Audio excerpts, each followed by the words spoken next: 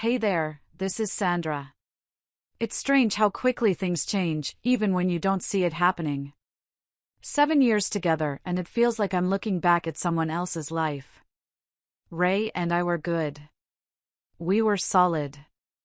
At least, that's what I'd tell you if you asked me back then. We met at the very start of his little consulting firm, the one that barely had a name. His vision, my drive. It felt like we were building something together, something real. I don't think anyone thought it would last. Everyone assumed we'd burn out in the chaos of working 18-hour days and drinking way too much coffee.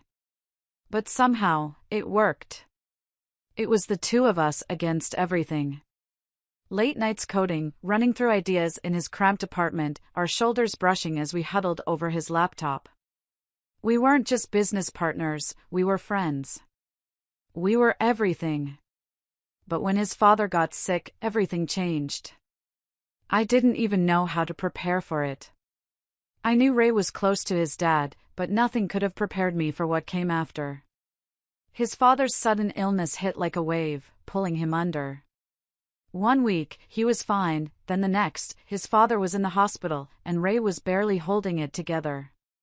The phone calls started coming in, more frequent, more frantic. He'd stop at the office only to say a quick "Hey, I'll be right back" before disappearing for hours. I didn't know how to be there for him, not the way I should have been. He never asked for help, never leaned on me. I tried to be supportive. I did what I could. I tried to keep the business going, pushed through the meetings, and dealt with the clients. But even when we were in the same room, it felt like I was looking at a different version of him, someone I didn't recognize. Ray wasn't the same after his dad died.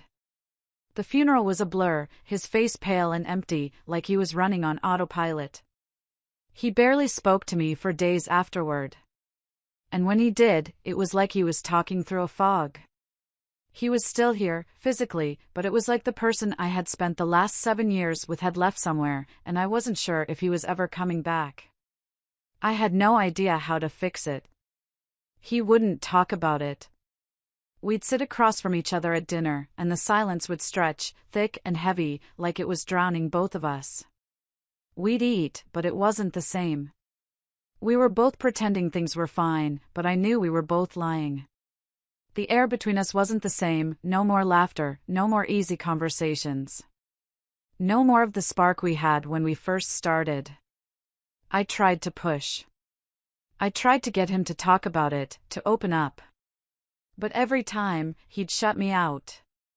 He'd go into his office, stare at the screen, tapping away, and pretend the rest of the world didn't exist. I'd ask if he needed anything, and he'd nod without looking up, lost in the haze of his grief. It's funny how grief does that. You'd think that if you loved someone enough, you could help them through the hard times. But grief doesn't work like that. It isolates. It shuts people down.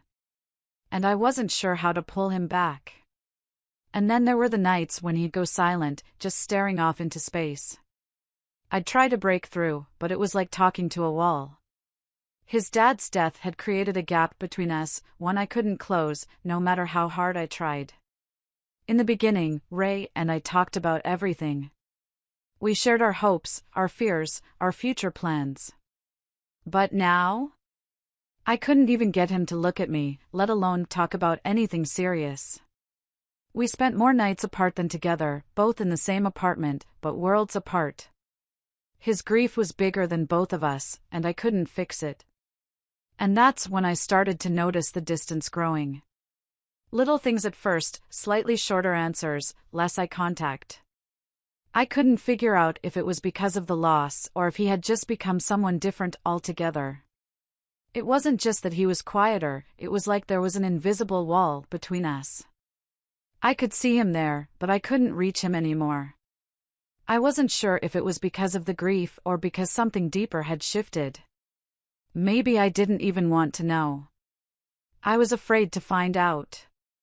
I still tried, though. I cooked dinner, I'd leave him messages, I'd call him when I thought about him, but it didn't matter. Each time, he'd answer with a quick "I'm fine" or "we're good," but I knew better. We were good in the way that a cracked glass is still a glass. It might hold liquid, but it's never the same. It's broken. And that's when I started wondering if we ever really worked in the first place, or if we'd been riding on momentum, pretending we didn't have cracks that were slowly widening. It started small. A couple of late-night messages, a phone left unattended, a few too many glances at his phone when I wasn't looking. I didn't want to jump to conclusions, didn't want to believe it. But I could feel something shifting again, like the ground under me was eroding, and I couldn't figure out why. One night, I went to the kitchen to grab a glass of water, and there he was, phone face up on the counter. The screen lit up with a message. It wasn't the first time, but this time it caught my attention. A name I didn't recognize, a friendly "Hey, you up?" and a few lines of banter. It wasn't just a colleague or a friend. There was a tone to it, an intimacy that had no place in our relationship. I felt my stomach drop. I don't know why I didn't confront him right then. Maybe it was the uncertainty, maybe it was the fear of not knowing how deep it went. But I couldn't ignore it. I had to know what was happening. The next day, I waited for him to come home, pacing around the apartment. When he walked in, I didn't waste time. "Who's Emily?" I asked, flat, no room for ambiguity. His face went pale, like I'd thrown a bucket of cold water at him. He stammered, his eyes darting around, looking everywhere but at me. "It's not what you think." I didn't want excuses. I didn't want to hear it was just a friend. "Why are you texting her like that, Ray? I thought we were fine." He paused, swallowed hard. "It's not serious. Just someone I've been talking to." I shook my head. "Talking? You're telling me you've been texting her all this time?" He hesitated, the silence between us growing thick, like there were words he wanted to say but couldn't bring himself to. "It's complicated. Everything about this was complicated. And I didn't have the energy to try to figure out how it had started. All I knew was that something had changed, and he wasn't even trying to pretend it hadn't. I gave him an ultimatum. Cut it off. Right now. No more texting her. No more anything." He nodded, but I could see the hesitation in his eyes, like I was asking for something impossible. He walked away to his office, and I knew it was going to be a long night. He didn't even apologize. A few days passed, but I didn't feel any better. In fact, I felt worse. Every time his phone buzzed, my heart skipped. Every time he was late home, my mind raced. I couldn't trust him anymore, and the weight of that distrust settled over me like a suffocating fog. But Ray wasn't done with his games. When I brought it up again, he became defensive. "You can't control who I talk to," he snapped, his voice hard. "I'm allowed to have friends. I'm allowed to talk to whoever I want." I stared at him, feeling like I was seeing him for the first time in a while. The man I thought I knew, the man I built this life with, was slipping away, replaced by someone who didn't seem to care about the rules we'd set. I'm not asking for control. I'm asking for respect. This isn't okay, Ray," I said, trying to keep my voice steady. But the words felt like they were slipping out of my hands, like they couldn't hold the weight of what was happening. "That's not fair," he said, looking at me like I was the one who was being unreasonable. "You're blowing this out of proportion." He was gaslighting me, twisting the reality of what had happened, making me doubt my own feelings. "Blowing it out of proportion?" I echoed. "You've been texting someone behind my back. And now you're acting like I'm the crazy one?" "You don't understand," he said, his voice soft but condescending, like I was too emotional to see the bigger picture. "It's not a big deal. You're just jealous. You're insecure." I recoiled at the words. Jealous? Insecure? I wasn't the one stepping outside the relationship. It was him. But instead of taking responsibility, he was putting the blame on me, making me the problem. I knew what he was doing. He was trying to manipulate me into thinking I was overreacting. He was trying to wear me down, to get me to accept something I couldn't. The longer we stayed in this cycle, the more it became clear that he wasn't going to change, wasn't going to stop. The next time I asked about Emily, it wasn't with anger anymore. It was with resignation. "Are you still talking to her?" I asked, the words heavy in my mouth. He hesitated, looking at me like I was a problem to be solved. "No. I told you," I stopped. "But it's not a big deal, Sally. You need to calm down." "You're minimizing it again," I said, the frustration building. "You can't keep acting like nothing happened." "I'm not minimizing anything. You're the one making this bigger than it is," he said, his voice rising, defensive, like he was the one being wronged. The gaslighting had begun. And I was stuck, standing in a relationship that had lost its grip on reality, unsure of what was real anymore. I don't know when it happened, when I hit the wall, but one night, it felt like everything snapped. I was sitting at the kitchen table, trying to eat, trying to calm my racing thoughts, but all I could hear was the echo of his voice in my head. "You're overreacting. It's not a big deal. You're the one who's insecure." It had been building for weeks, no, months, and I was tired. Tired of the silence, the half-hearted apologies, the manipulation, the lies. My heart was a tangle of anger, sadness, and disbelief, but mostly, it was empty. I was empty. I couldn't do it anymore. I couldn't pretend. Ray came home that night, his usual hey trailing off as he dropped his bag by the door. I didn't look up. I couldn't. I wasn't sure I even recognized him anymore, and I was done asking myself if I still loved him. "Sally," he called, his voice already laced with that casual detachment. I set my fork down, pushing the plate aside. "We need to talk." He paused, then came over, leaning against the counter. I could tell he was preparing for another round of deflection, of convincing me that I was the problem. But I was done listening. "I'm not asking anymore, Ray," I said, my voice firm. "I'm not begging you to choose me over her, but I'm not doing this anymore." His eyebrows furrowed, his usual arrogance bleeding through. "What are you talking about?" "You know exactly what I'm talking about," I snapped. "This. Us. You've been talking to her behind my back. I've asked you to stop. You've promised you would, but nothing's changed." He opened his mouth to argue, but I raised my hand, stopping him. "No. I'm done listening to your excuses. You're either going to end this or we're done." I watched his expression shift. First, confusion. Then, that familiar, arrogant smirk. "So what, you're kicking me out? Just like that?" I stood up from the table, every part of me ready to break free. "I'm not kicking you out. I'm telling you that you're already gone. You checked out weeks ago, Ray." The silence hung between us, thick and suffocating. He looked at me like he couldn't believe it, like I was supposed to bend, like I was the one who would cave. "You can't be serious," he said, but there was no fire in his voice anymore. Only resignation. "I am," I said quietly, but my words were resolute. "I'm done. This relationship is over."